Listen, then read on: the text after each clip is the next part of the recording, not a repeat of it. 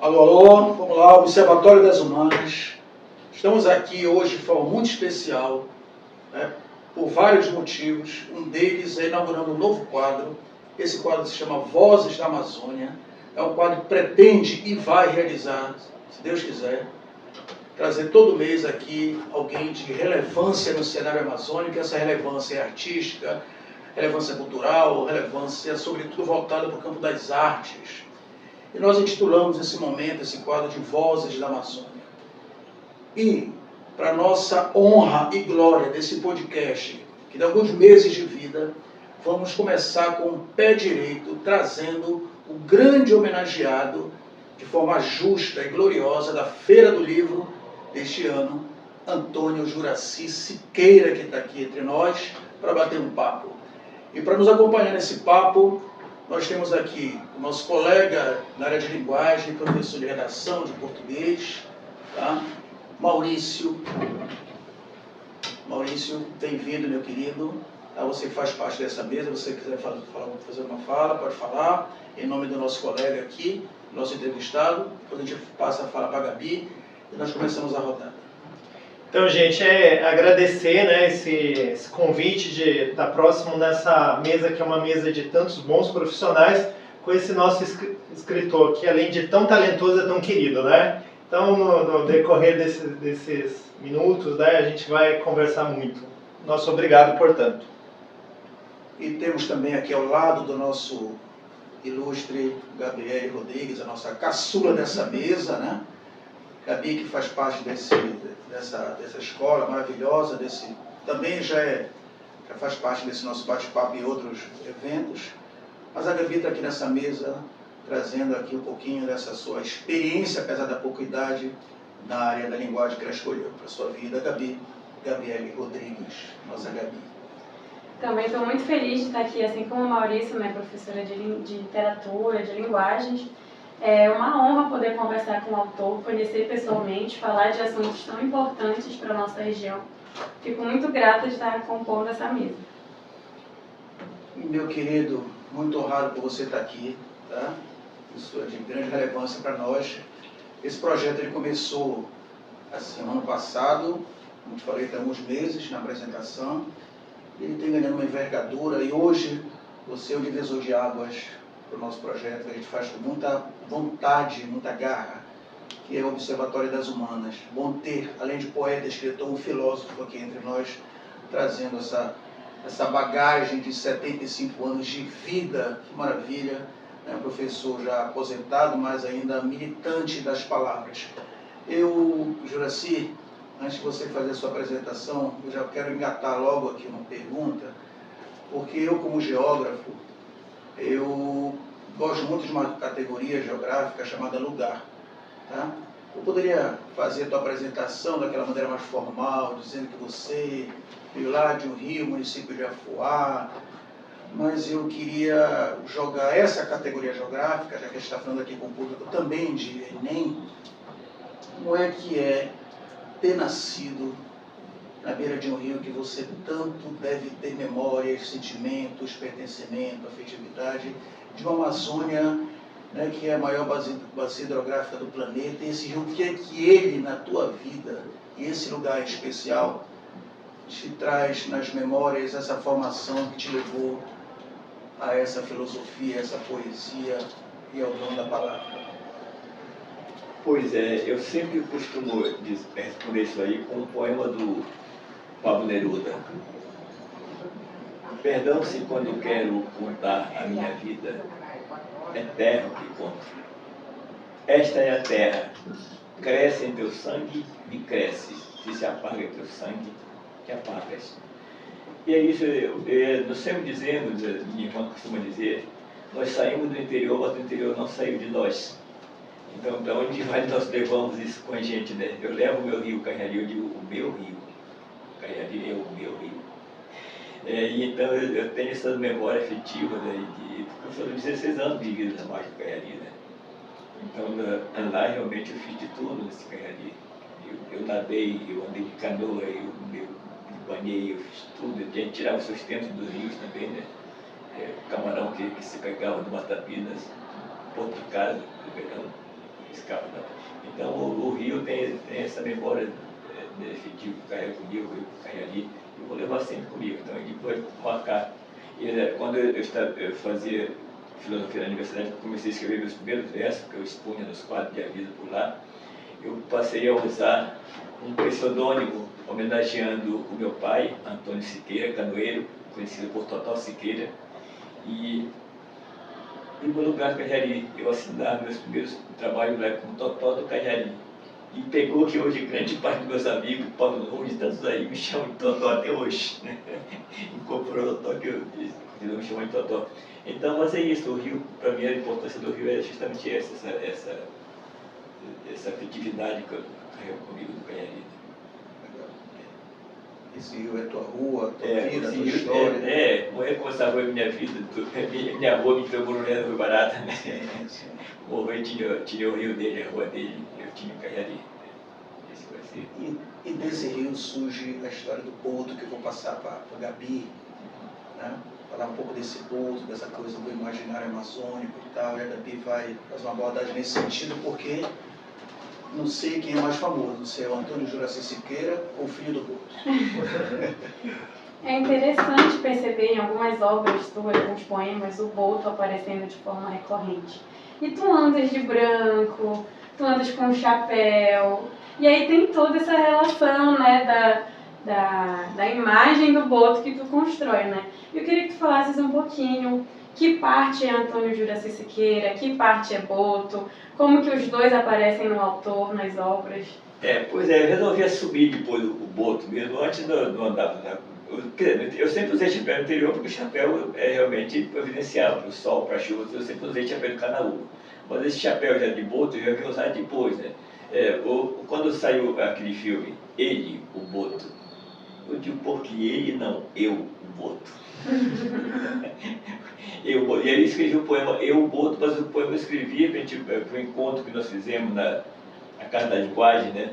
Pelo Dia das Bruxas, só que nós resolvemos homenagear os nossos duendes, não os bruxas medievais, mas os nossos, Matilda Pereira, a Mãe d'Água, o Boto, né?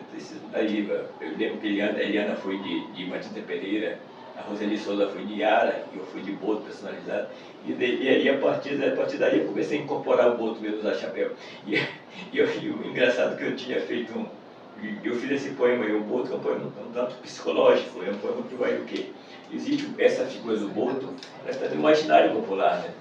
E de repente eu falo de um Boto que está nesse imaginário, é um Boto que ele veio de quando surgiu quando? Ele diz assim, eu venho de um mundo que tu não conheces, eu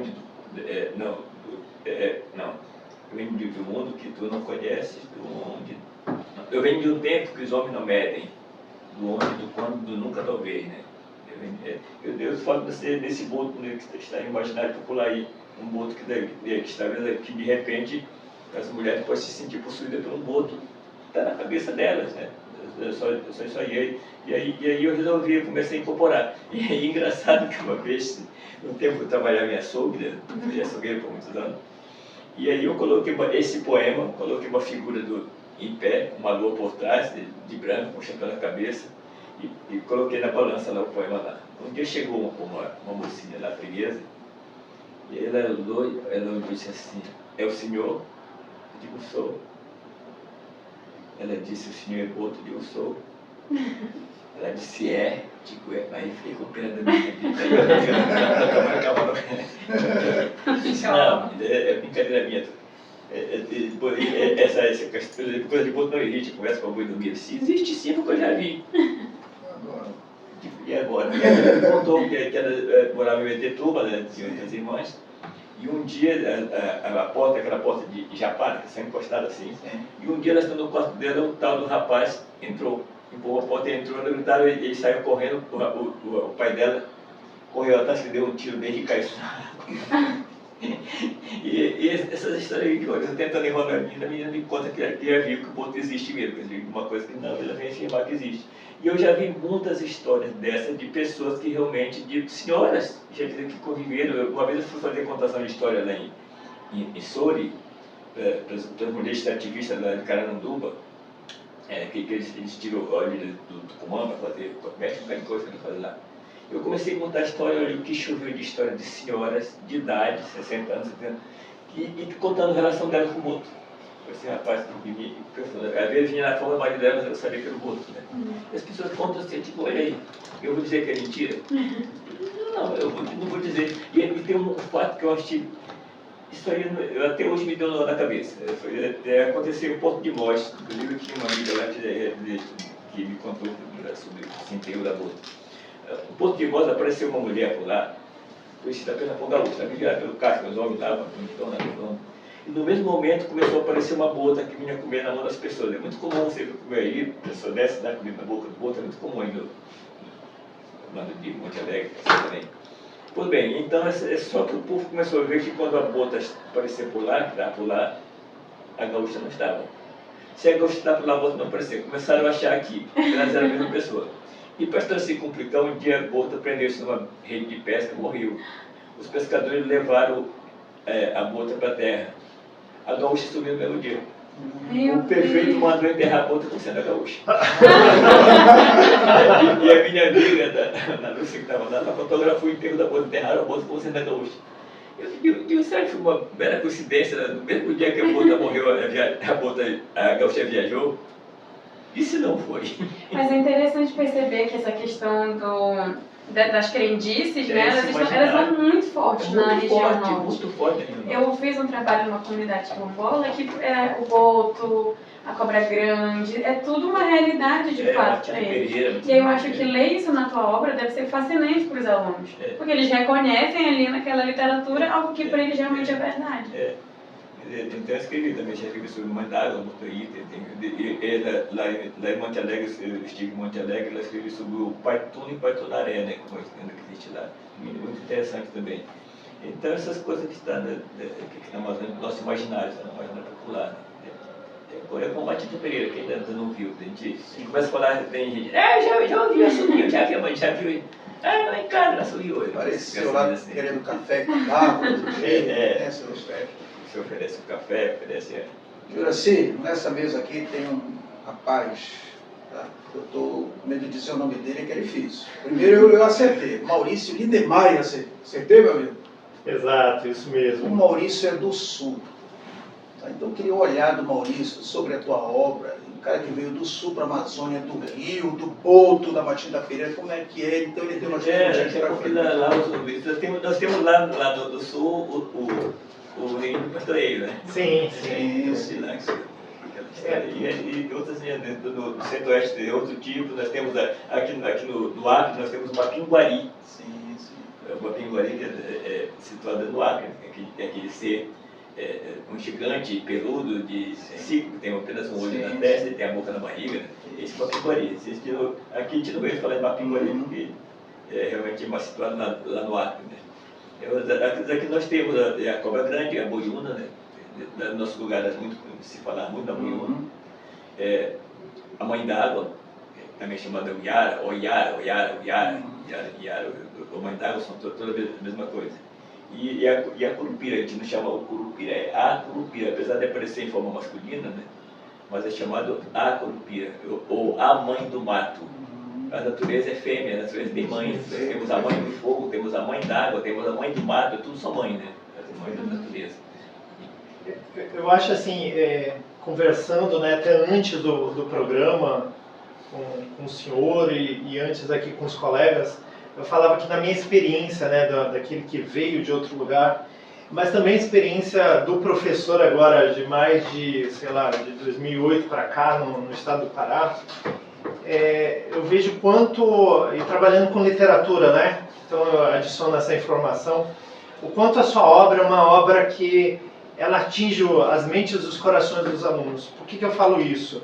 A gente trabalha aqui, né, o ensino médio, né, técnico e tudo, a gente trabalha José de Alencar, né, começa lá em Iracema falando, né, verdes mares, bravios e tudo, e esse aluno pergunta, mas o que é bravio, né, por que verdes mares e tudo?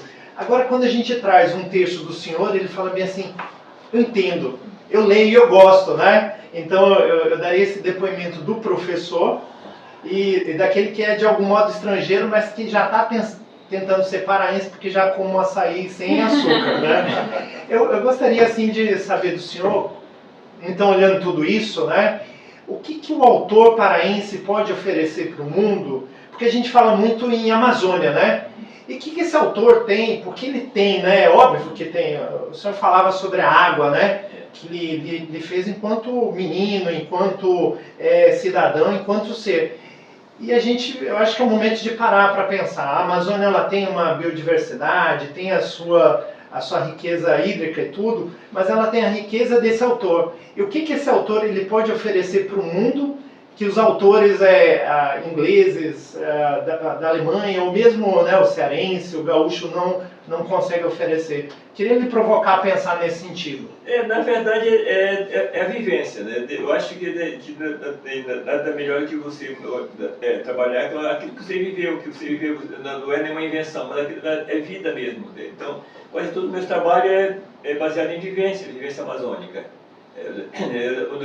Uma coisa é falar por vivência, a outra é quando você... Tem uma outra coisa que eu acho interessante, que eu até escrevi um texto sobre isso,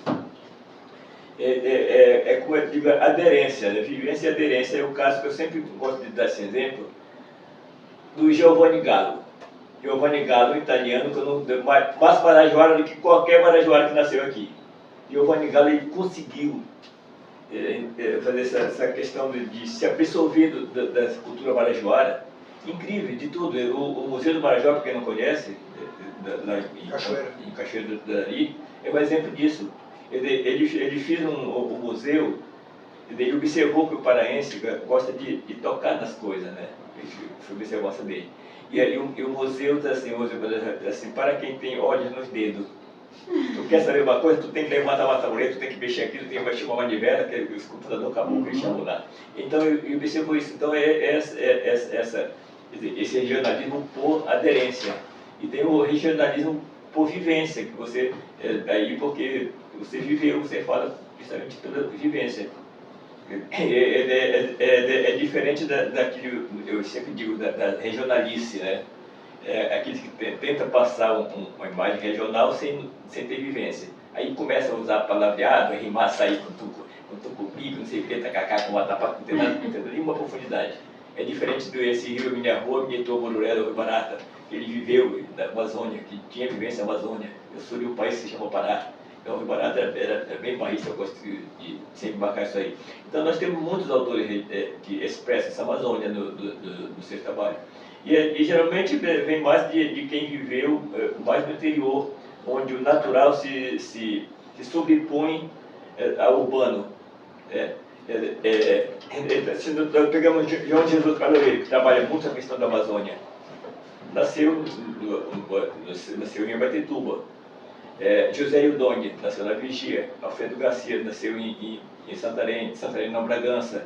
Eu, lá no Afuá, então cada um tem, já os nascidos aqui, eu sempre citava Alonso Rocha, que a gente expressa paraense, por exemplo, Marcos Martins, que era primo aí, eles não expressam a Amazônia, eles nasceram onde o urbano se sobrepõe ao natural, nasceram na urbe, né?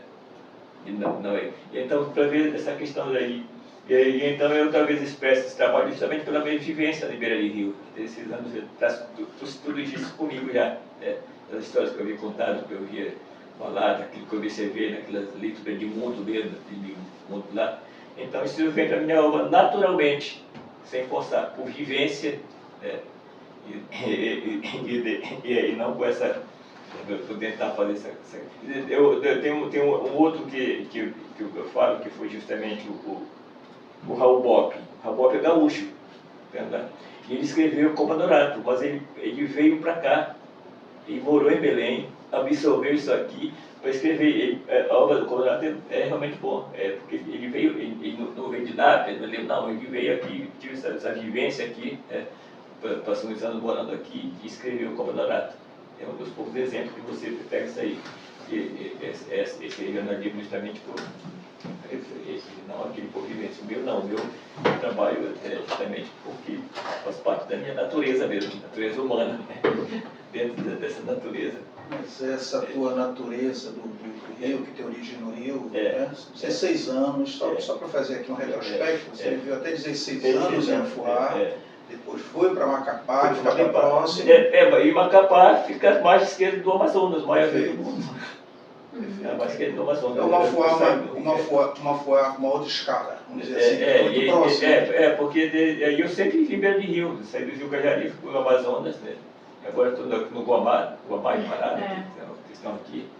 Pois é, e essa tua experiência urbana, porque assim, quando a gente fala da tua obra, você estava falando ainda há pouco, essa questão do lugar, né? Essa memória afetiva do lugar, dessa experiência do banho do rio, de tirar do rio o sustento, mas de repente você vem para a cidade do Brasil.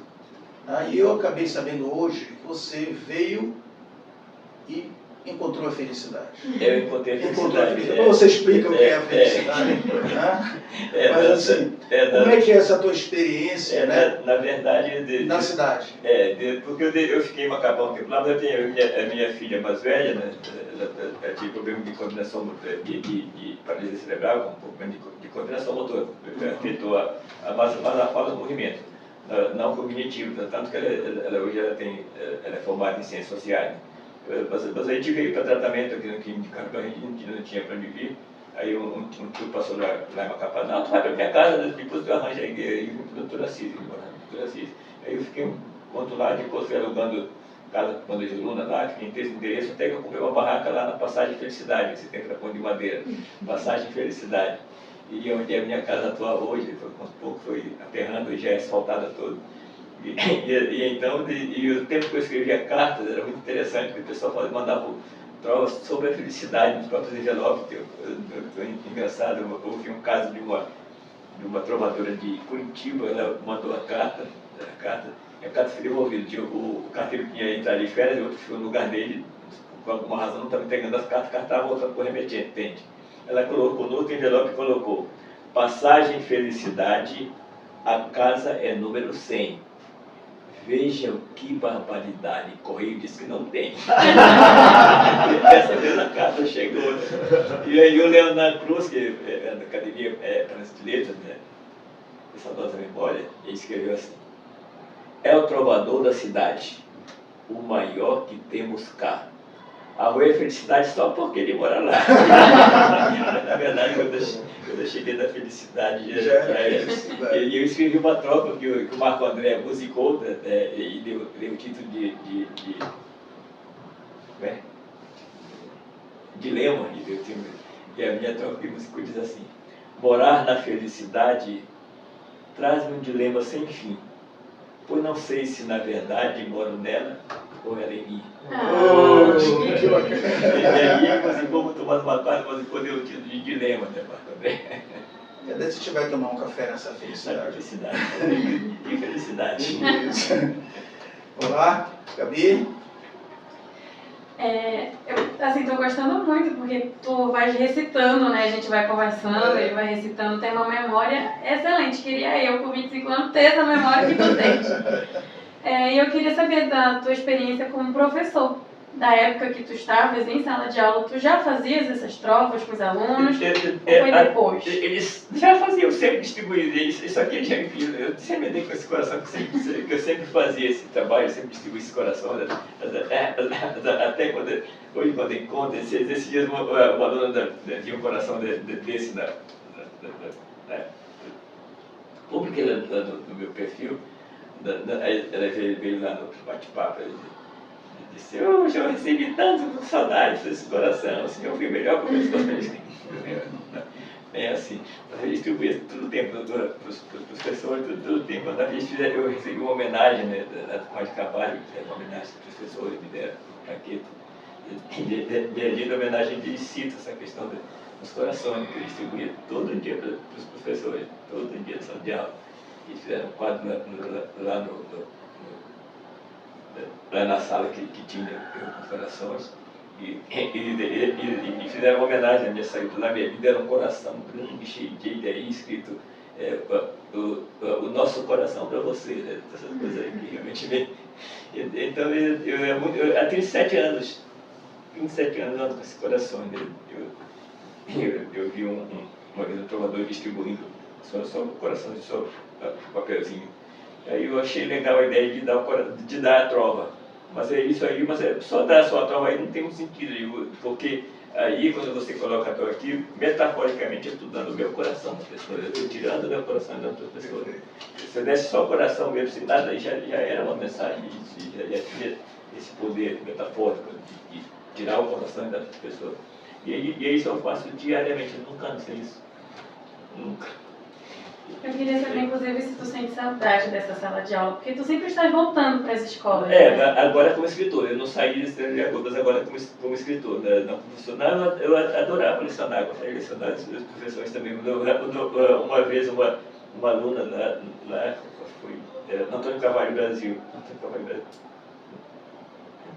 Antônio Moreira, que é de CDP. Um aluno disse assim: professor, muito obrigado. Eu digo: obrigado por quê, menina? Pelo senhor ensinar sorrindo. É isso aí, né? Eu adorava meus alunos e a recíproca era verdadeira, então eu gostava de lecionar. Eu lecionei em várias escolas nos últimos anos, só no Pátio Cavaco, no terceiro ano. Ano passado aposentei. História minha. Lindenmayer, aceitou? Exato. Opa. Esse ano nós temos o senhor como homenageado da Feira do Livro, né? Temos nos anteriores grandes nomes, né? Dona Nete. Porque eles homenageiam assim, como a feira do livro das multivozes. Né? Sim, então sim. eles homenageiam um pela literatura e um pelas multivozes. Sim, sim. No primeiro ano o Edir Augusto Proença foi pela literatura e a Dona Nete pela multivose. Uhum. No ano passado foi Salomão Laredo pela literatura e a Eliana Barriga pela multivose. Que a Eliana Barriga, além de escrever, ela canta, ela compõe os cantores. Né? Então eu já lhe agradeço porque eu tinha gravado isso daí para falar. Para minha pergunta era fazer esse retrospecto para fazer a pergunta. E qual é a emoção? E esse ano, por exemplo, sou eu e a radialha Iracema Oliveira, que foi a rainha do rádio, também passa também, então ela pela multivose vai Iracema e eu vou pela literatura. Então o senhor me poupou esse trabalho de fazer a retrospectiva, que eu estava até decorei tudo os anos anteriores. Ia falar 5 anos, mas a minha memória não é boa, essa é melhor, falou os últimos 3. Eu queria lhe perguntar qual é a emoção, né, para o escritor estar numa dos momentos de maior visibilidade, né, para o compositor e tudo, e também associado a esse momento, né, que tem aí a COP, né, que vai falar sobre a Amazônia, aqui em Belém, etc. e tal. Daria para juntar tudo isso e nos dar uma resposta do sentimento do autor, da importância que é esse momento e tudo, e nesse discurso que é um discurso extremamente de valorização, né, da Amazônia, do meio ambiente e tudo. Como é que a gente poderia ver isso? Primeiro que é de alegria, eu fico muito feliz também de ser homenageado, não pelo que eu tenho, mas pelo que eu sou, que é a minha obra. Então isso aí realmente é motivo de muita alegria para mim, e estar lá da Iracema Oliveira, que para mim também é um mito disso aí, e uma pessoa realmente de uma importância muito grande para a cultura popular de Belém. E é isso. Quando eu conto, por exemplo, a COP30, eu fico me perguntando, se não viram de novo, eu me preocupo porque já houve que o Sim da Amazônia, o Simpósio da Amazônia, né? Escreveram a Carta da Amazônia, que não tem nada. 20 anos mais ou menos. E que eu cheguei a escrever um poema justamente que eu distribuía, porque eu não participei, tinha que fazer uma inscrição. E o que me preocupa, porque dessa vez do Sim da Amazônia vieram muitos especialistas em Amazônia do mundo tudo para falar sobre a Amazônia e não deram voz dos amazônidas. Cadê o ribeirinho, cadê o pescador, cadê o seringueiro, cadê aí para falar da Amazônia? Quem sabe onde aperta o sapato é quem calça. E então não deram isso. Então o doutor Camilo Viana escreveu uma carta aberta, distribuindo no Centro de Convenções, e eu peguei o poema Cararaú, também, que é uma palavra sagrada dos Cararaú, né? E distribuí também de lá, também como um protesto, justamente isso aí. E eu fico me perguntando, será que ela não vem de novo esse especialista em Amazônia falando de novo de Amazônia? E a gente, logicamente, agora eu acho que não será assim, já será mais diferente, mas mesmo assim, essa é a minha preocupação. Vamos dar mais, que eles vêm assim, uma voz maior para quem vive aqui, para quem vive na Amazônia. Mas eu vou te pedir para declamar Cararaú, que é muito bacana. Cararaú, Pois bem, então Cararaú é uma palavra sagrada dos Cararaú, tanto que a usina de Cararaú não saiu com esse nome porque eles não deixaram. Só lembrando que a Thaía pegou o terçado dela, né? Pegou o presidente da Eletronorte, na frente do xingue do Raul, epa! Terçado, né? Pois é, o Cararaú diz assim: em cada curva de rio, em cada palmo de chão da Amazônia existe um olho observando o dragão, com seu hálito de fogo, seu discurso demagogo, seu poder de sedução. Em cada rosto caboclo existe um índio escondido, enclausurado em si mesmo, discriminado, oprimido, escravo em sua própria terra, trazendo o grito de guerra no coração reprimido. Eu sou a voz desse índio, a lança, a flecha, a burduna. Sou peixe na piracema, limão de várzea, boiuna, troco-nos de submerso, e se me desfaço em verso, sou arma, pão e tribuna. Meu cantar é berço e tumba, é rosa, é pedra, é punhal, é chuva regando a terra, é fogo no matagal, alerta, instiga, provoca, com fúria de pororoca, força de vento geral. Mas não desperte essa fera do meu peito adormecida, concebida e alimentada na dor da própria ferida. Seu corpo de argila e trigo serve de alimento e abrigo aos que lutam pela vida. Canto as glórias do meu povo e as dores deste rincão. Meu canto é grito de guerra, punhal contra a servidão. Cararaú, canto alado, pendão de amor, desfraudado em defesa do meu chão. Nossa. Uau! Essa é a minha resposta aqui. Se pisarem na bola, faz Cararaú 2. Mas está Dá para peixe comigo no ano só. Olha assim, a gente está com uma expectativa legal e falaste de legado, né? Que a tua obra não é você, que tem que ser homenageado, mas a tua obra, né? O Ibarata foi, outros se foram, Max Martins foi, mas a obra está aí.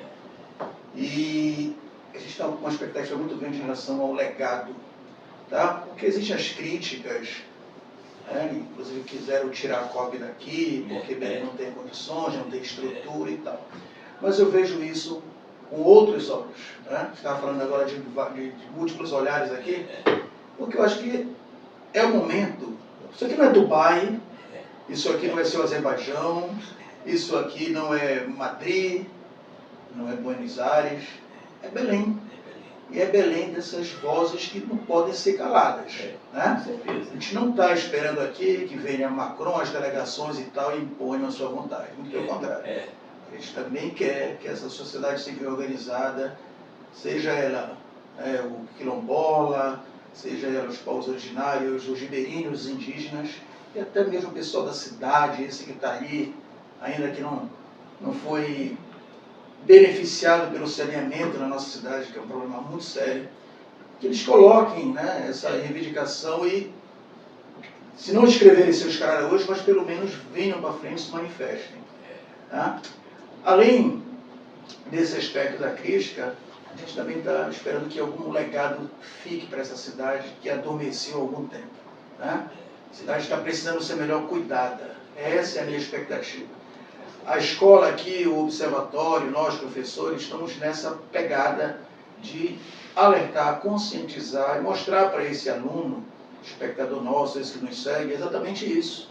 Né? Essa Belém é Amazônia. Essa Belém é rio, que às vezes ele não vê, porque ele não tem noção, porque os prédios não deixam ele ver.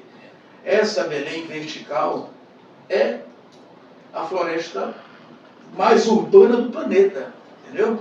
Então, eu acho que esse despertar, Juraci, ele é interessante nesse sentido. Tá? Então, essa conversa que o Maurício puxou faz parte desse bloco agora, de falar dessa COP, né? Como é que a classe artística, né, está se preparando também para fazer com que aí eu lembrei lá do Rui Barata, né, quando ele fez aquela música lá do Seu Xingue, nunca vi o Fazão Dourado se abraçar com o jacaré, porque os xingues vêm, né, mas eles vão levar alguma coisa daqui. Qual é a expectativa de vocês enquanto artistas, escritores, poetas, que vocês querem que eles levem para o mundo dessa Belém que a gente vai estar aqui em 2025? Pois é, eu já deixa eu estar conversando. Olha, vai ser bom porque a gente vai ter, de qualquer maneira, olhares de todo mundo, tudo para nós, entendeu? É maneira de você estar com o seu livro, com o seu trabalho para pôr aí. Mas eu não sei até que ponto realmente eles vão realmente se interessar por esse lado da cultura mesmo. Assim, nem só mais a questão da discutir o meio ambiente, essa coisa, todo mundo de olho no aquecimento global, nessa coisa aí. Se eles vão ter olho para a cultura amazônica, para a cultura paraense, eles vão ter olho para nós, né? Nós não vamos, eu não sei, eu vou me preparar aqui com minha obra aí, com meu livro aí, mas não tenho muita expectativa não que a gente vai fazer, que a gente vai tirar algum proveito dessa competência do lado cultural, eu não sei. É expectativa, todos nós estamos nessa expectativa, a gente sempre pensa no melhor, né? Vamos ver se realmente aconteça, que não seja como o fim da Amazônia, que a pessoa só vem falar aí, né?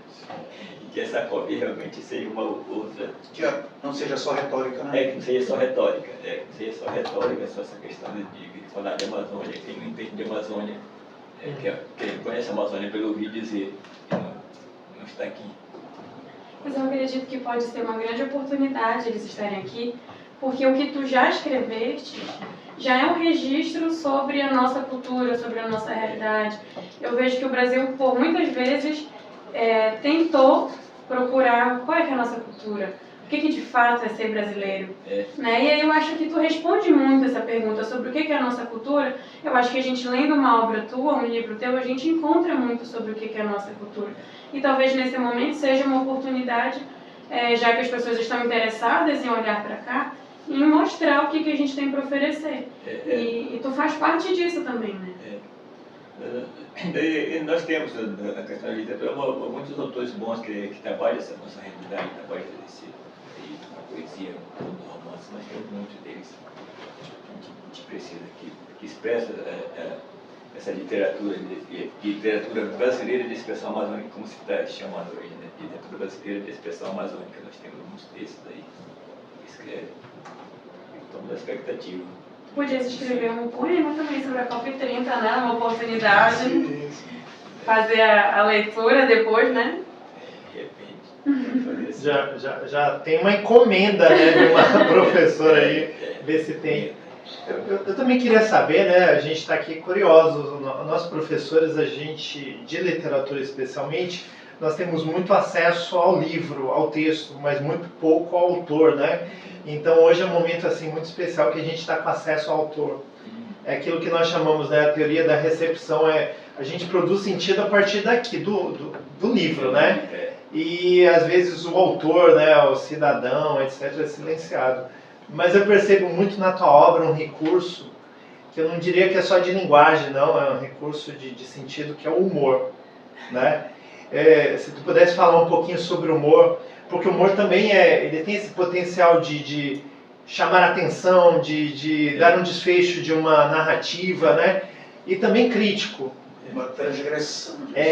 Além de tudo isso, se eu puder, né, ainda solicitar uma história, né, que partiu do humor, eu escrevi isso. Então eu fui levado para o humor então, pelo Raimundo Mário Sobral. O Raimundo Mário Sobral, do Jornal Leme. Ele começou na província do Pará, em 1920 mais, depois passou para o Diário do Pará e está até como não dia até hoje. Só tem uma vez depois. Mas então o Raimundo Sobral, eu trabalhava no tempo aí eu mandava, ele criou, o Jornal Liberal criou um espaço, Janela da Poesia. Os poetas mandavam, sempre saía da Janela da Poesia, que um poema, até cheguei a publicar lá. E o Sobral, daquela maneira dele, o humorística, a bandalha dele, ele criou a Brecha da Trova. Que a Janela da Brecha da Trova, e ele que mandava as trovas para lá. Então eu mandava trovas, da coisa que eu pegava às vezes na hora, né?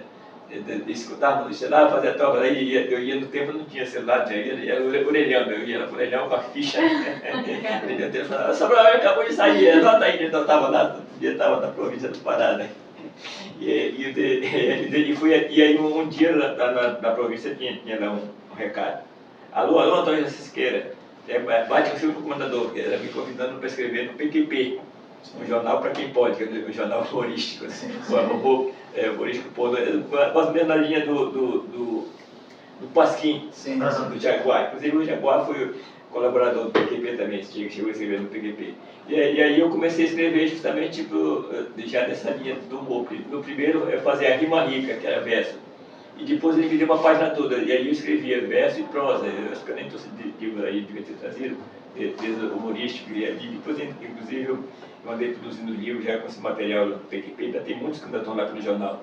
E aqui foi o Estuprador de Melancia, né? Quer dizer, que são histórias em prosa, contos assim, bem safados. O outro é o Roubo da Bunda.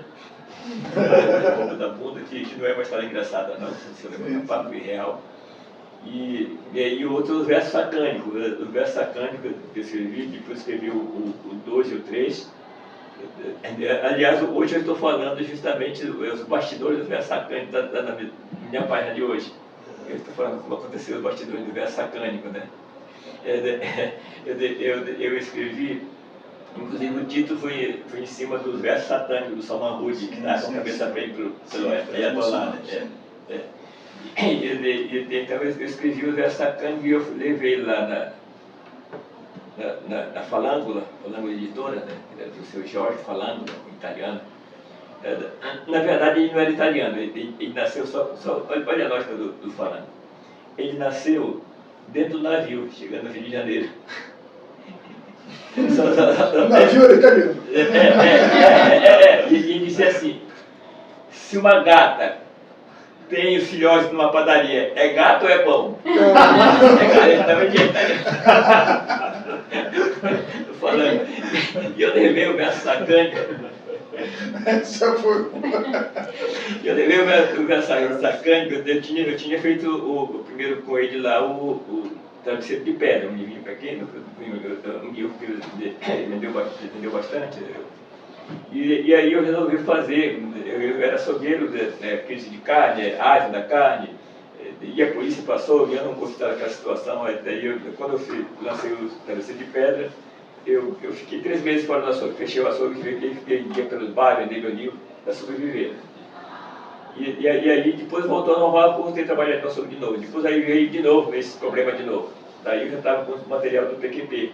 Eu veio para o senhor falando, eu quero que o senhor faça esse livro aqui bem, eu logo paguei metade lá para ele, até em papel de jornal, que é o livro barato que eu quero vender. E aí deixei o livro lá. Aí quando eu passei uma semana depois que eu fui lá falar com a secretária, ele disse: olha, o senhor falando que eu quero falar contigo. Cheguei lá, sente aí. Caruso, não vou publicar seu livro. Não vai por quê? Minha editora não publica imoralidades. Eu digo: o senhor falou, o senhor pode até não publicar, mas eu vou rever uma verdade. Primeiro, o senhor não é meu editor. Eu estou pagando a edição, o senhor está fazendo serviço gráfico só. Eu digo: imoral, o senhor falando? Imoral é o salário mínimo. Imoral é a mortandade infantil. Aí fui colocando as imoralidades do Brasil da época. Tá bem, mas o nome da minha editora não vai, eu não mandei o senhor pôr, ele mandou cortar aqui dentro das capas do livro para não ter a editora falando, para não sujar a editora. E o interessante é que depois, né, o pai Loureiro, o João Pessoa Loureiro, que era secretário de Educação na época, eu fui almoçar na casa do Falângula, e o pai Loureiro falou que eu era um dos maiores trovadores do Brasil, né. Você sabe o que o pai Loureiro me falou? Eu nem imagino você falando. Você é um dos maiores trovadores do Brasil. Eu digo: o problema do pai Loureiro. Por que você não publicou um livro de trova? Eu digo: porque comercialmente não é viável. Não, mas faça assim. Eu faço o livro, você vai vendendo e vai me pagando. Eu digo: nem assim eu quero. Eu ia saindo de verdade de mim. Traga só as trovas que eu vou fazer por conta da casa. Esse livro, ele me deu o livro, né? Depois de brigar comigo, ele me deu esse aqui da minha filha. E aqui eu fiz uma homenagem, né, para ele, falando, ele me deu o livro, onde eu falo em Primavera, que era a gráfica do pai dele, eu fiz aí. Mas a coisa não vai sacar de descriminalidade, foi bom, cara. E aí o verso satânico é interessante, eu chegava e o pessoal às vezes confundiu o satânico com o satânico. Sim. E aí fizeram matéria com o jornal, televisão, né, do pátio, aí eu digo: de muita, eu tomei edição, aí eu fiz mais uma tiragem para essa edição. Foi uma jogada de marketing que nem tinha sido planejada, né?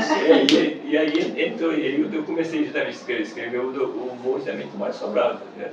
Daí a primeira coisa que eu publiquei, inclusive, já era sátira, uma sátira, que era o Chupa Chupa, né, que eu publiquei em fevereiro de 1980, 44 anos eu publiquei na província do Pará, chamado Chupa-Chupa, que era Já uma na saga. época da Operação Prato, já, escolar, Sim. Só que o chupa-chupa que eu falava Sim, sim. não tinha nada a ver. Tinha nada a ver com as luzes. Eram os impostos que chupavam.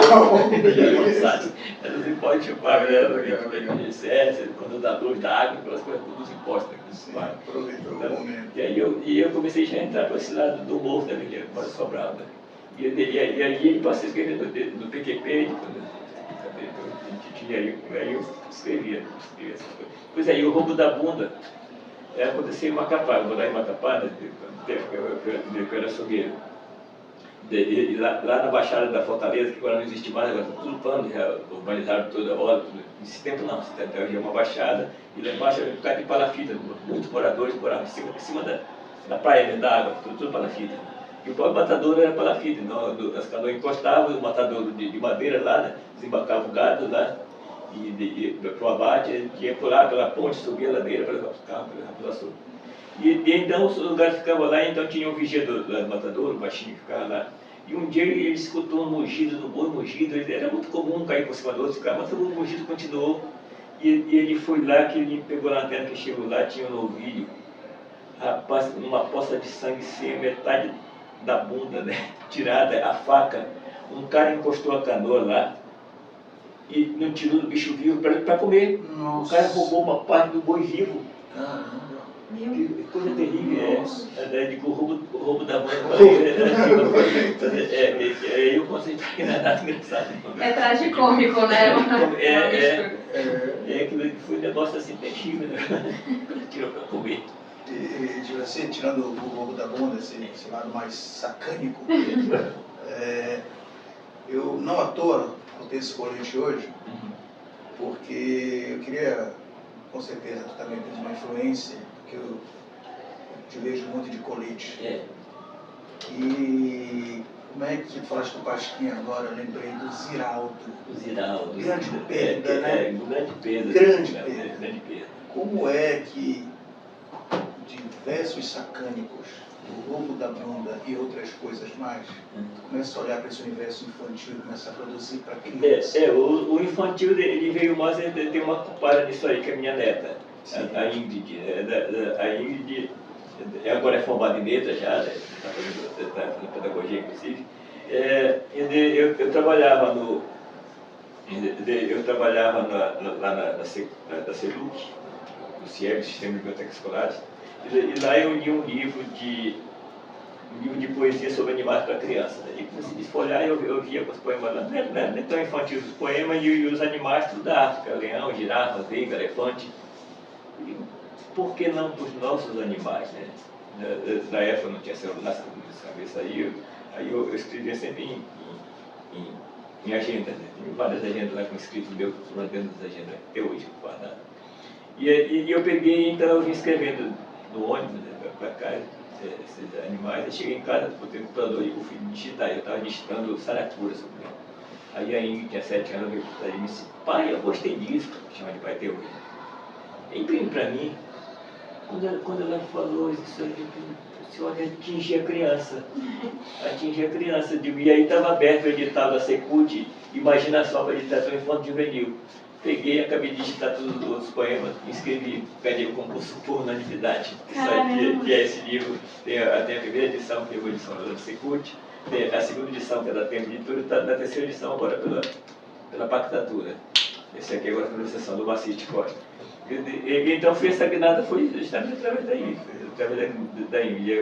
Agora já tem esse que eu escrevi, depois a Boneca Encantada, que foi uma história que eu escrevi lá na CEMEC, quando eu trabalhava na CEAL. A personagem ali é personagem real, a Lívia Araújo, a Lívia educadora, né? Aí você, no reino distante, na verdade é Belém, tudo sai distante, tudo Belém, ali tudo é real, mas aí quem lê o livro aí pensa que no reino lá é nada disso. E ultimamente, desse último que eu escrevi agora, que os dois, Missões de Água Doce, né, e o Pitito. O Pitito era um cachorrinho que eu tinha, né? Um cachorrinho levado da breca, estava nós em pingo d'água. E aí era tanto peripécio que o bichinho morreu, era tanto pelado. resolvi escrever a história dele, mas como se ele estivesse escrevendo. É ele que se apresenta o livro, né? Eu digo para as crianças que ele ia escrever, só não falar para não poder mandado, né? As coisas que ele mesmo explica aí, então as crianças gostam de título. E depois o Sorriso de Água Água Doce, porque tinha feito isso aqui sobre animais, mas aqui praticamente mais mamíferos, né? Estão aqui. Eu digo, olha, não tem, uma vez eu conversando, a gente tinha que fazer, deu até ideia que a gente tinha que fazer um livro chamado Sorriso de Água Doce, era uma artista plástica, agora na Macacá hoje em dia. E aí eu fiquei com aquele sorriso de água doce, tipo, de onde isso eu vou fazer? Eu escrevi em tilha aí, imaginando o sorriso de cada peixe, né? Cada sorriso da piranha, o sorriso piranhudo, o sorriso tremendo de cor do poraqué, de bicho que dá chove. Então, eu imaginava cada bicho, o sorriso sonso do jacaré, que é o sorriso amarelo do jacaré, quando o jacaré ri, ele está rindo ele está pensando em ti, só pensando em ti comer, né? E aí eu rio, então eu entrei justamente disso, depois desse Papo Tatu, assim, também trabalhar a questão desse livro para criança.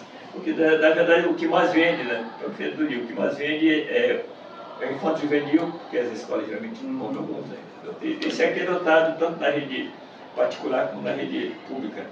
Várias escolas, o livro chega, a última cota que o Armando me deu 200 exemplares, ele voou, eu até mandei, estou até pedindo mandar o tiragem dele agora aí, né? É um livro que vende muito, dos meus livros faz de maior tiragem, né? Juraci, Pacatatu, sim. E por que a cutia não? Cutia não. Qual é o problema da cutia? A cutia diz que a história dele, depois que eu pesquisando, eu descobri onde é que vem o termo, isso que eram os portugueses, né? Quando viajava alguém para o Brasil, eles avisavam lá, olha, pode comer Pacatatu, cutia não. Porque Pacatatu era considerado caça-nobre, né? Porque ele comia Pacatatu. A cutia não, roedor, é impuro, né? Cutia não, come Pacatatu, cutia não. E aí parte da brincadeira também de você mandar para repetir Pacatatu, cutia não, você diz Pacatatu, não, é Pacatatu, cutia não. E essa brincadeira, então tudo isso serve para você ir escrevendo coisas aí. Engraçado que eu fiz a leitura de uns poemas com os alunos em sala de aula e o que mais chamou a atenção foi o nome mesmo, porque eu acho que esse nome já chama muita atenção, né, das crianças, dos jovens. E o nome dos poemas também chama muita atenção, cada um leva o nome de um animal. Agora interessante com o Pacatatu, eles sempre fazem teatrinho em escola. E o interessante aqui é que sempre, geralmente eles mudam o final, né? Porque é um triângulo amoroso, né? No final, tinha coisa aí, pega o tatu, acaba sozinho, não aceita o triângulo. Geralmente no final eles mudam o final, né? Nossa, eles mudam o final, porque a história que Tatu namorava a Paca.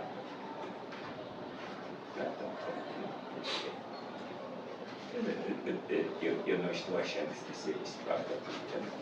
bora olhar no celular. Paca Tatu terminando aqui. Tatu namorava a Paca, mas a cutia, contudo, vivia virando os olhos para o lado do cascudo. A Paca, desconfiada, disse a cutia, no amor, um é pouco, dois é bom, três é demais, faz favor. Mas a cutia escolada, sabendo a história de cor, responde desconfiada, dois é bom, três é melhor. E o Tatu, sabendo disso, a partir daquele dia, saía à noite com a Paca e de manhã com a cutia. E geralmente eles fazem um teatrinho aí, os Tatu Paca das crianças ali, mas no final eles mudam a história, o Tatu fica sozinho. Tem gosto disso. O poema do Boto que tu tens nesse livro aqui, também o que me chama a atenção é a escolha de palavras, né? Porque quando a gente trabalha com os alunos, alguns sabem o que é e outros não. Por exemplo, mundiar, né? Os alunos, alguns já sabem o que é, outros não. Outros termos mesmo do tucuxi, né? Que é o boto. Tudo isso vai chamando muita atenção, tem bastante coisa para trabalhar, né? Com os alunos. De toda vez que eu trabalho regional, né, você pode ver no Piracema de Sonho, no Garita, tudo aí, eu uso um glossário, porque quando eu estava, antes de eu publicar o Piracema de Sonhos, aí eu mostrava para a pessoa ia, o que é capuiá? O que é cuiu? Para mim, que nasci no interior, para mim isso era tão natural. Sim. Passei que todo mundo soubesse o que era. E aí eu digo, olha, então é necessário um glossário, né, explicativo. Isso aí. E a partir daí, todo livro que eu falo é esse cara, entendeu? O que é anta, o que é, onde é que vive a arara, como é que ela era, bem te vira. Então todos os animais que estão aqui, eles aparecem. Coruja, tia, mamífero, corredor da família do baby, tudo aquelas coisas de dicionário mesmo que você Melhor que aprender da girafa, da zebra africana e aproximar desse contato. Trazer da nossa fauna aí, em vez de trabalhar a fauna da africana, você vai trabalhar a nossa fauna aqui. E esses animais que eu conheci todos bem ele, né? Os meus alunos de RH, inclusive, eles estão muito ansiosos para te conhecer, porque eu falei que tu tens essa relação entre ser o boto e tudo, e que tu vem de chapéu, e eles falam, será que ele vai tirar o chapéu, professora? O que será que tem debaixo do chapéu?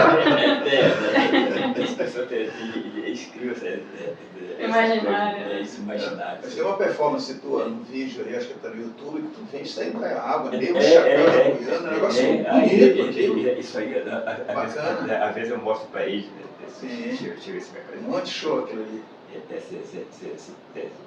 se eu consigo ver aqui. É isso. Engraçado que chama muita atenção nessa relação com o boto. Todo mundo tem uma história, alguém já ouviu uma história com o boto, ou já teve. A minha avó, que tem 84 anos, ela diz que ela já viu também o boto. Isso é boto, a Batista Pereira é muito... Eu estava falando com o Juraci que conheci uma senhora de hoje, está com um pouco mais de 100 anos, impressionante, está no Marajó, que ela era parteira, né?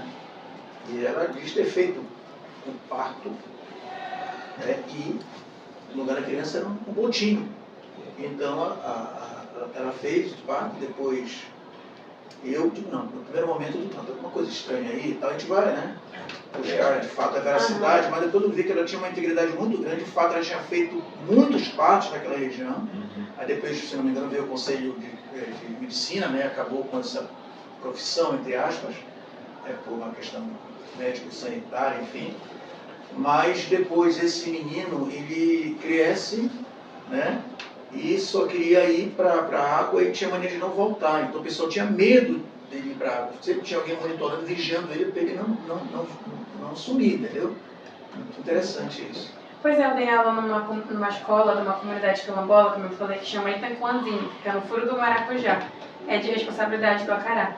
E eu trabalhei com os alunos do 6º ano e eles acreditam mesmo nessas histórias e não cabia a mim desmentir. Sim. Então a gente faz a leitura e eles se identificam e eles sempre tem uma história assim, meu primo viu.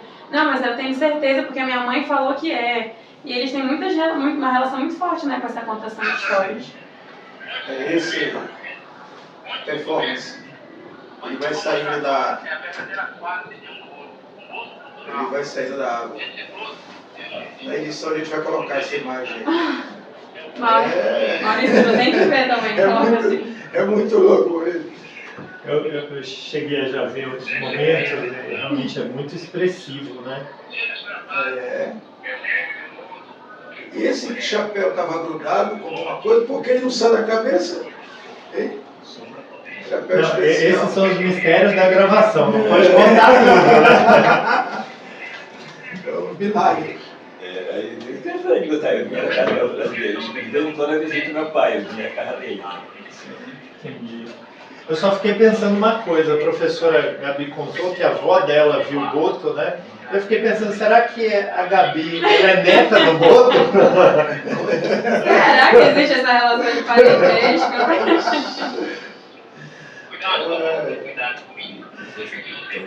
Esse é o poema, né? Sim, é muito bacana.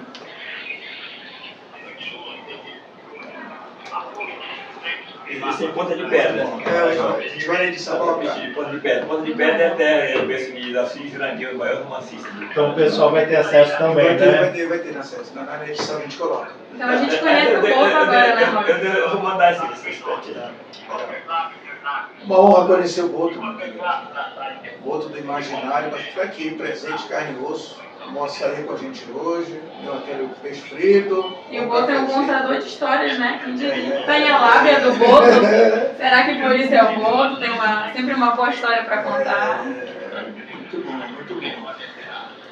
E, Maurício, A gente vai, porque nós temos ainda o evento, né? Então, vou fazer a última rodada. Nessa última rodada, queria insistir, né, na questão dessa ideia da COP, mas tirando esse termo COP, né, esse termo mais político, mas falando dessa questão da sustentabilidade. Aí eu volto para a pergunta inicial lá do primeiro bloco. Leste da beira do rio, né, ribeirinho, tirava do rio a tua sobrevivência e tal, tem essa ligação muito forte. Como é ver a Amazônia hoje nesse processo de degradação, diante desse poder do capital, dessa coisa, dessa urbanização expansiva que vai, né, mercantilizando a natureza, né? Hoje as pessoas, engraçado que uma característica que a gente chama de sítio urbano, né? E antes o termo pejorativo era Baixada, né? Não, mora na Baixada, não sei o quê, o pessoal pobre, enfim. E isso mudou, né? Hoje o capital imobiliário, a especulação imobiliária em Belém, ela busca exatamente estar onde ela não queria estar, por falta de espaço, e vem ocupando com seus gigantescos prédios, e tirando a ventilação porque estão tomando a nossa orla. Como é que é para ti, lá de Afuá, que ainda permanece, graças a Deus, com essas características, falar de uma praia que não tem areia, mas é de madeira, que eu achei interessante, né? Porque, na verdade, né, não tem acesso, né, ao transporte do motor, né, a bicicleta. Mas como é para ti, Juraci, sair dessa realidade amazônica pura, né, com a natureza mesmo, ainda não muito tocada pelo homem, chegar numa cidade que muitos dos nossos alunos que estão nos ouvindo, nossos telespectadores, não têm essa noção de que isso aqui é Amazônia, porque a coisa se urbanizou de tal maneira, né, que a gente não consegue ver o rio.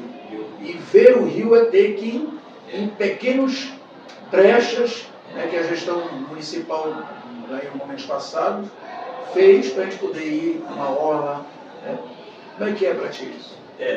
Na verdade, é uma cidade que cresceu de costas para o rio. Perfeito. Uma cidade que cresceu de costas para o rio, onde devia ser o contrário. Devíamos ter muito mais janelas abertas para o rio. E eu fico com tristeza quando eu vejo de um certo coisa da Amazônia, quando eu vejo ali as terras dos Yanomami, já tomando todo lugar ilegal, poluída de mercúrio, matando a vida toda, inclusive o ser humano, contaminando o ser humano. Tudo aí, eu fico muito triste de ver quando eu vi aquelas imagens a Amazônia completamente degradada, aquelas terras, meu Deus do céu, eu fico triste de ver, né, esse poder do capital, né, que faz isso aí. E quem é que lucra com isso? Pouquinho. A comunidade não lucra absolutamente nada, só fica prejuízo para toda a comunidade local, né? Nenhum deles. Os próprios da limpeza que trabalham, praticamente estão a serviço, inclusive agora não há vendo ali de trabalho análogo à escravidão, de garimpeiro, né, que estão trabalhando aí com serviço análogo à escravidão. E não fica nada para eles, são outros explorados que estão lá trabalhando para pouco, né, para pouco, que não fica aqui, inclusive, nem fica no Brasil esse ouro, né. Então eu bato uma droga, fico preocupado de ver isso aí, de ver essa degradação da natureza. E é com benefício para poucos que não são pouquíssimos, que não são daqui, que não fica nada, absolutamente nada, a não ser buracos e todo, de mercúrio e água contaminando o meio ambiente. É muito preocupante essa realidade. O senhor Maurício, tem que ser lá do sul, que é aqui. Pois é. Fique para gerações futuras. Pois é, eu acho que o seu depoimento, né, o depoimento de alguém que mostra o quanto a vida ela teve unida ao banho do rio, ao acesso, né, ao conhecimento dos animais e tudo. E isso me faz muito pensar, né, eu que agora penso no filhinho pequeno que tenho, será que ele vai ter toda essa possibilidade? Será que os filhos dele terão, né, enfim, a nossa geração ela já é afetada, né? Hoje em dia a gente compra água, a gente compra água, enfim, a gente respira um ar que não é tão propício, né, poluído e tudo, mas é preciso fazer alguma coisa para que isso não permaneça como está e melhore, né? Então essa reflexão do escritor, né, do ser humano que vem e narra tudo isso, nos mostra todas essas riquezas, mas para também uma literatura futura ser possível, é preciso que a gente assegure uma biodiversidade rica, né? Então, eu agradeço muito por toda a obra, por todo o bate-papo que a gente teve nesse momento, né? Gabi, sua impressão, que a minha, é maravilhosa de estar aqui nesse momento. Acho que a vida se faz no presente, né? Se preocupa às vezes com o futuro, fica tentando aquele tom nostálgico que eu olhei no passado, mas esse momento foi muito rico aqui, viu? E vai ficar registrado para as futuras gerações. Talvez o rio seja contaminado, mas a entrevista vai ficar aí. Então, assim, Gabi, suas considerações aí com o nosso querido Juracy. Eu acho que o que o Juracy tem falado nas obras dele, deixado registrado, é o que eu entendo como um legado. A voz do Juracy é um legado. Como ele falou, não importa quanto tempo passe, o que ele disse, a forma como ele viu a natureza, como ele vê a natureza, a forma como ele ama a região dele, eu acho que tudo isso vai ficar. E aí o filhinho do Maurício, as crianças, eu acredito que a gente precisa ter sim um olhar otimista, sabe? E a gente se pergunta às vezes, poxa, o que a gente faz para essas futuras gerações? Eu acho que a gente faz isso aqui, o Juracy escreve, a gente como professor lê nas salas de aulas. Por exemplo, um dos meus alunos, depois de ler o Boto, desse livro aqui, decidiu escrever um poema. Ou seja, é subjetivo, mas está sendo construído. Então eu acho que a minha fala é muito mais sobre esse olhar de esperança, sabe? Acredito que a voz do Juracy significa muito e é um grande legado para as próximas gerações. Olha, se tem uma classe que eu tiro meu chapéu com reverência e gratidão aos professores, são eles, ai de nós escritores sem os professores, eles que levam a nossa obra, eles que multiplicam a nossa obra que leva por aí. Os alunos fazem trabalho em cima, é incrível o trabalho que fazem. Eu estive viajando sexta-feira para Tomé Açu, justamente, trabalhando em obra do livro que eu estou levando aí, que eu quero parte do próximo perspectiva esperando. E eu nunca digo para a escola, nunca digo não, eu digo, só depende da agenda. Eu na agenda estou lá porque a necessidade que eu sei desse trabalho e a gratidão de estar dentro do trabalho da minha obra. Só que eles não vão gratificar. Os professores, eu vou sempre tirar meu chapéu. Reverência e gratidão para vocês. Boto, tira o chapéu. Boto, tira o chapéu.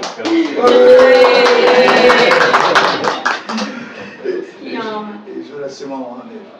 Mas olha, não podia deixar finalizar isso. E é um papo que a gente estava tendo antes de começar a entrevista sobre essa geração, né? Sobre o que é o desafio de ser professor para essa geração, uma geração cada vez mais ligada ao mundo virtual, cada vez lê menos, né? Cada vez fica mais distante a paca, tatu, tia, coati, enfim. Mas assim, e o que me espanta, né? Acho que essa é a nossa eu não gosto dessa palavra missão, mas eu gosto de insistir, né? Porque a gente vê os dados, a gente vê um pouco assustadores quando a gente vê que é uma geração que talvez leia mais, mas aprenda menos. Tá? Aprender no sentido de aprender, né? De se apropriar, porque o vocabulário ele está se perdendo. Você citaste ainda há pouco o comendador Mário Sobral, ele tinha lá um verbetezinho do nosso pai d'Éguas, né? Essa coisa bem paraense. É o dicionário Papaxibé. Exatamente. Mas a gente tem percebido, enquanto professor, enquanto educador, seja qual área for, humanas, linguagem, enfim, né, essa questão do vocabulário. Tá? Tu atribuis esse empobrecimento do vocabulário da forma como nós conhecemos e concebemos. Né? Algumas palavras bonitas e intensas que estão quase mortas porque não se fala, a não ser por nós. Quando nós falamos para essa geração, parece que a gente está falando uma coisa, né, assim, o aramaico, entendeu? Continuar insistindo na leitura, né, e na literatura, e continuar trazendo autores como você de peso para dentro das escolas, é uma forma de não se perder vocabulários regionais, de não permitir que eles percam essa noção de que eu estou na Amazônia, a Amazônia é do mundo, eu preciso salvar Paca, Tatu e Cutia também. Também. Diga lá. Tinha uma aluna lá, eu vi aí na Finlandia, até quando ele viu você. Uma cutia, eu estava Paca, Tatu, Cutia não. A cutia riscou o nome do docinho. Eu achei muito engraçado.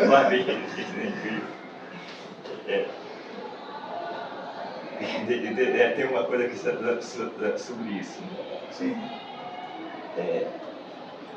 Sobre essa questão aí desse nosso linguajar aqui. Papo Chibé com Jabá. Ontem eu voltava de um rolé pelo Bencola, por volta do meio-dia. Ao passar pelo Veropa, vi pelo rabo do olho as canoas encalhadas na lama da doca. Égua não, mano. Bateu uma baita saudade de quando em Pirralho eu vinha do Cajari, ficava dias na canoa só na mutuca, macuritando o furdunço da feira. Desci do homem e fiquei batendo perna por lá, lembrando como era isso aqui antes no tempo do Ronca. O Pitiu continuou mesmo, mas o resto mudou para chuchu. De primeiro, essa expressão nossa de primeiro. De primeiro era assim. O que é de primeiro? Para nós é de primeiro. Antigamente era assim, de primeiro. Então essa expressão para quem não encontra em outro lugar. De primeiro é top, muito gosto. De primeiro só havia canoa à vela e não tinha esse haver de carro esculhambando tudo. De tanto ficar zanzando feito um leso, me deu uma gastura no estômago, uma broca fumada. Me arranquei com mais de 1000 para as barracas de comida. Mais de 1000. Pedi um feijão bem adubado e ainda arrematei com uma tigela até o talo de açaí do papa, de rocha, moleque.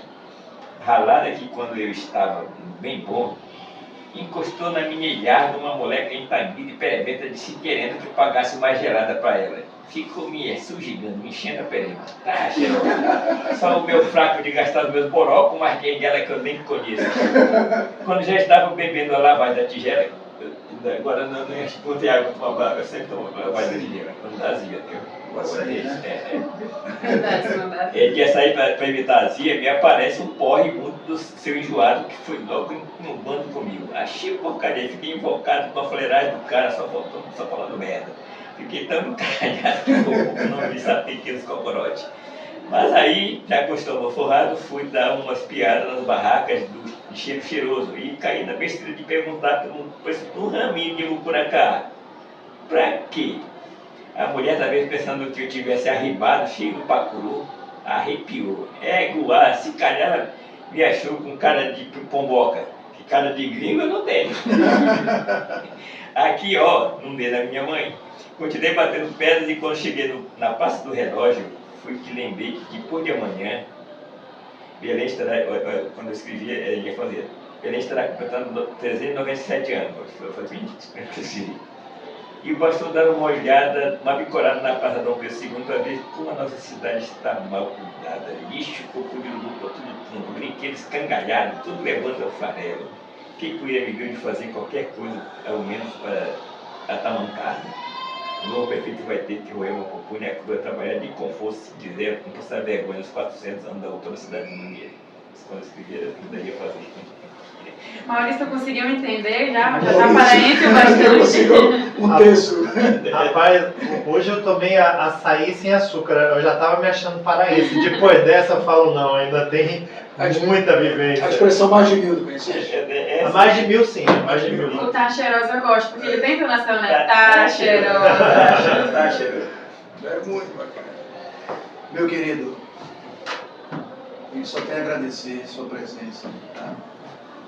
Só voltando que você está inaugurando, estreando um quadro dentro do Observatório chamado Vozes da Amazônia. Que voz, que experiência, que história você contou para todos nós aqui. Olha, quanta honra. Eu que agradeço por esse convite. Poxa vida, hoje está com vocês esse papo estiver com Jabá. Esse papo estiver. Aí realmente eu me emociono, fico muito alegre com isso. Para vocês, eu tive de novo a chapéu. Faz o convite ali para aquela câmera lá na Feira do Livro, como se ela fosse amanhã, chamando esses alunos do Anísio Teixeira, venham. Pois é, olha, a Feira do Livro está acontecendo, vai acontecer de 14 a 23 de setembro. Eu sou autor homenageado, eu estarei lá diariamente à espera de vocês. Lá nós temos o stand de escritor paraense, vocês podem visitar, tem muitas obras de escritores nossos, né? Muitos escritores paraenses, muitos estarão lá presentes. É uma oportunidade de você conhecer a obra e o autor, pegar um autor, bater um papo com o autor, você conhecer isso aí. Então, é muito interessante que você realmente, além de outros stands, claro, de livro, mas você dê uma passada no livro do stand do escritor paraense, para que vocês batam um papo, conheçam mais a nossa obra, conheçam mais o que nós estamos produzindo aqui. Nós temos muita gente boa produzindo hoje no Pará, né? Não só em Belém, mas nos outros municípios aí. Tem muitos amigos de outros municípios que estão produzindo muita coisa boa. Tá? Maravilha. Está feito. Vamos lá. Perfeito. Fechou, né? Vamos lá.